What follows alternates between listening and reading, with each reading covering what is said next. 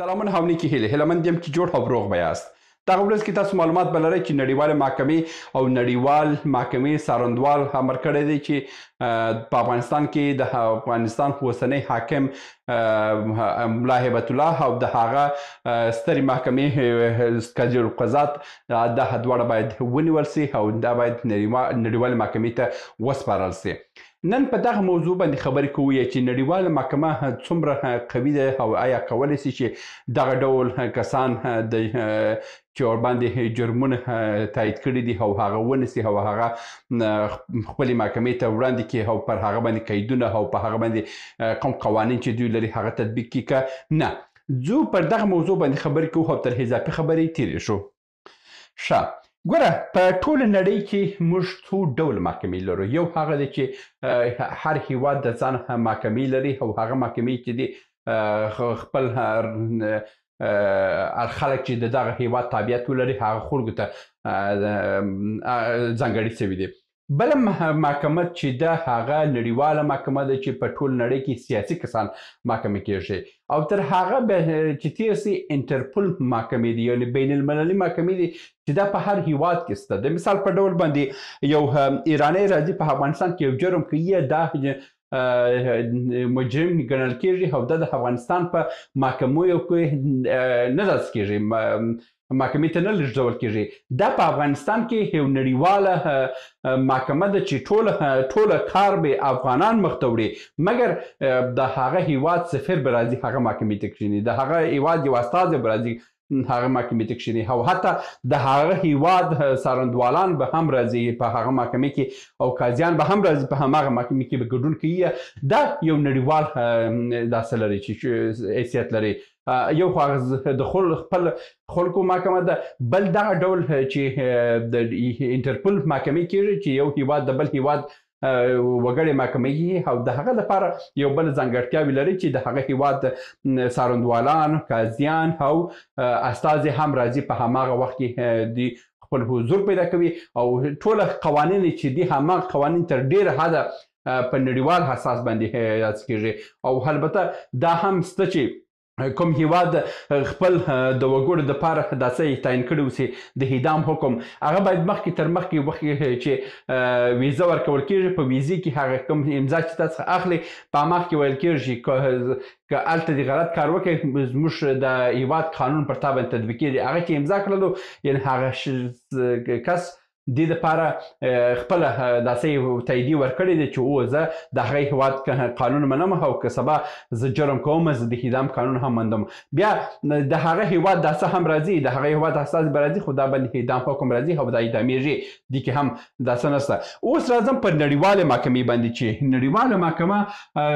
څه داسې لري، څه ځانګړتیاوې لري او آیا په رښتیا هم دې کولی سي چې دغه کسان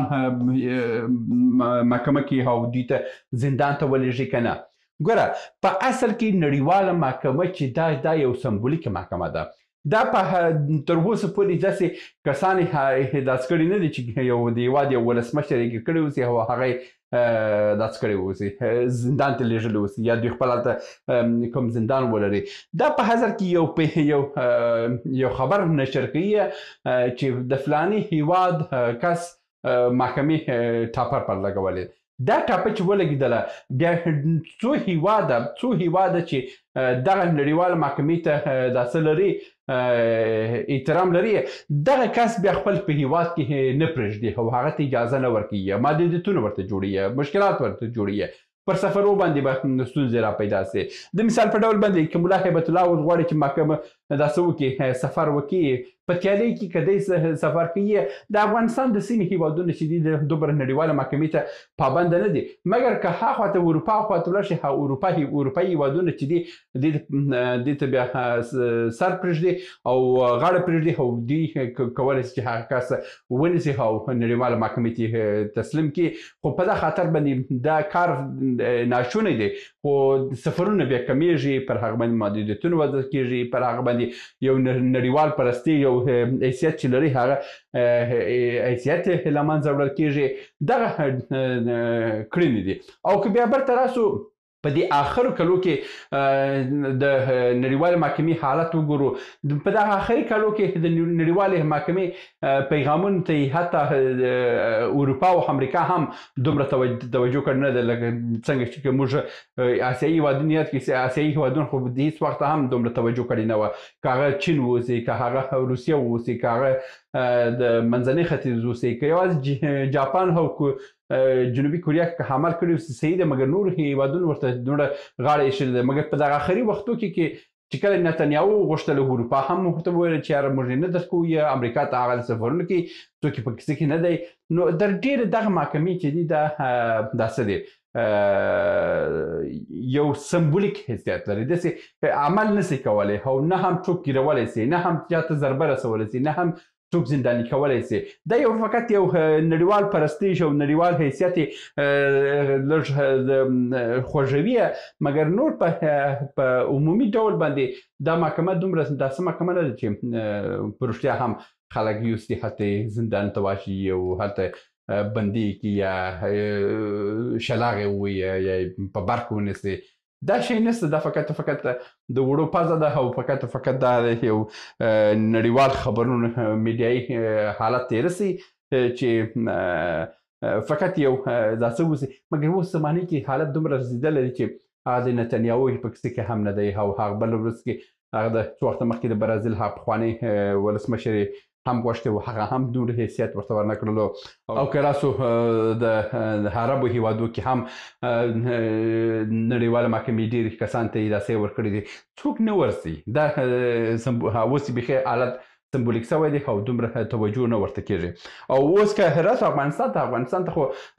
د پړانګ او د ملا خبره ده چې ملا صاحب غره ته نه ورځي او پړانګ هم مسجد ته نه راځي نو اوس هم ملا هیبت الله اروپایي او نور هېوادو ته نه ځي او نړیواله محکمه هم افغانستان ته نسي راتللی افغانستان ته که راغی نو بچای ګیرئ خو هلته هم ډېر خراب دی نو دغه محکمې چې دي دا سمبولیک حیثیت لري دا دومره په واقعیت کې د څه نشته چې دوی په میډیا کې وایي او دا فقط د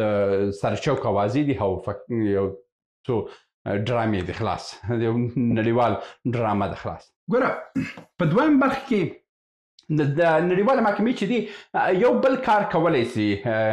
یو خو دا کسان راکشېږي دا خو امکانات نشته مګر په بل برخه کې نړیوال حقوقي ستونزې هم حلولی سي د مثال په ډول باندې د دوه هېوادونو ستونزې دي او هغه ستونزې بعضې وخت کې امکان لري چې دوه هېوادونه اوکړې ته ورسېږي دغه هوکړلیک په نړیواله محکمې ته وړي او هغه هلته دا څه ورکوي رسمیت ورته ورکوي او دا د نړیوالې محکمې هغه مکتوب چې دی هغه بیا ملګرو ملتونو ته لیږل کېږي ټولو هېوادو ته لیږل کېږي دغه د نړیوالې محکمې کار یو هلته کار کوي چې د ډېر هېوادونه د مثال په ډول باندې په نږدې وخت کې د کرغیزستان او د تاجکستان په منځ کې د سرحدونو په سر باندې لانجې وي هغه لانجې یو څه حل کړي خو لا هم لانجې پاتې دي مګر دغه لانجې چې حل کړي بیا دوی د نړیواله محکمې څخه د استازي راوغوښتله او دا خبرې رسمي کړه او دا چې رسمي کړه بیا یې ټولو هېوادو ته ملګرو ملتونو ته واستول ملګرو ملتونو بیا دا ټولو هېوادو ته واستوله چې تاجکستان او کرغیزستان چې کوم ستونزې پر سرحدونو باندې درلودل هغه ستونزې حل شوي دي او تاسو نور دا هم دا سیمه چې د تاجکستان وګڼئ او دا سیمه چې د کرغیزستان وګڼئ دغه مکتوبونه لري استي په دریمه برخه کې اقتصادي کارونه هم شته چې کله هم یو هېواد د بل هېواد پوروړی کېږي یا ورباندې فشارونه راځي یا دا څه راځي دغه دوی کولی شي شکایت هلته نړیواله محکمې ته وکړي او نړیواله محکمه چې ده فقط د ملګرو ملتونو د لارې څخه یو څه فشارونه پر هغه زورور هېواد باندې راوړي که هغه زورور هېواد هم ومنل خو شکه وي نه منله نړیواله محکمه وایي چې یاره نور موږ د بسه هم نه ده موږ فقط دا ستا پیغام تر هغه وخت تر هغه ځای ورسولو په داسې کې چې دی په عموم کې دغه دوه کارونه کولی شي مګر هغه کم کسان چې د نړیوال رهبران ونیسي اوس پوتین ته هم خبرداری ورکړ چې پوتین هم ونیسي پوتین په چا نیسته او نتنیاهو په چا نیسي او داسې هم ویل دي موږ ملا هیبت الله دا په چا نیسي دا ټولې ډرامې دي او دا د سرچوک خبرې دي او هیڅ حقیقت نه لري او نه هم واقعیت شته. په دې باندې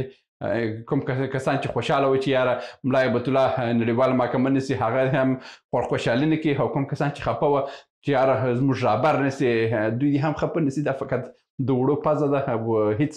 عمل پکښې کې نشته. دا د نن ورځې ویډیو هیله مند یم چې یو څه م ترلاسه کړي اوسئ. تر بیا هم په الله سپارم. ښې چارې. سلامونه. موږ ډېر موضوعات جوړ کړي دي. که سیاسي موضوعات غواړئ ووینئ نو دلته کلیک کړئ، او که غواړئ اقتصادي موضوعات وګورئ نو دلته کلیک کړئ، او که غواړئ چې د تل لپاره راسره واوسئ نو دلته کلیک کړئ او چینل سبسکرایب کړئ.